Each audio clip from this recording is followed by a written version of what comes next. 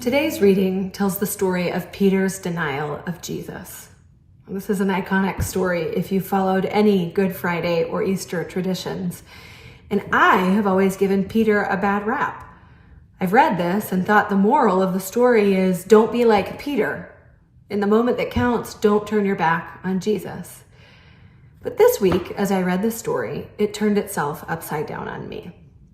When I read that 3 times somebody else accused Peter of being one of Jesus's followers, I thought to myself, I wonder if people watched me, if they would see enough to accuse me of being a Jesus follower too.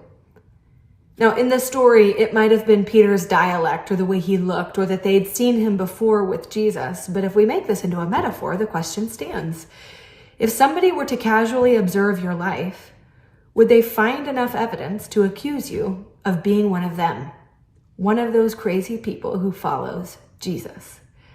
Now, I had this thought in the back of my mind, and over the weekend, I'm reading this book. It's called Sacred Fire, A Vision for a Deeper Human and Christian Maturity. And in the middle of it, Ronald Rolhauser writes this. He says, so we can ask ourselves, at what point are we following Christ essentially?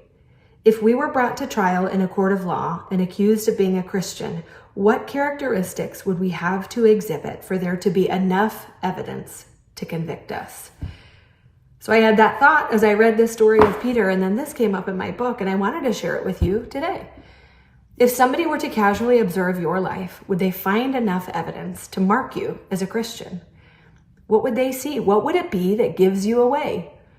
For Peter, in today's reading, it was his dialect. She says he talked like a Galilean, or he must be a Galilean. But what is it for you? Is it the way you spend your money?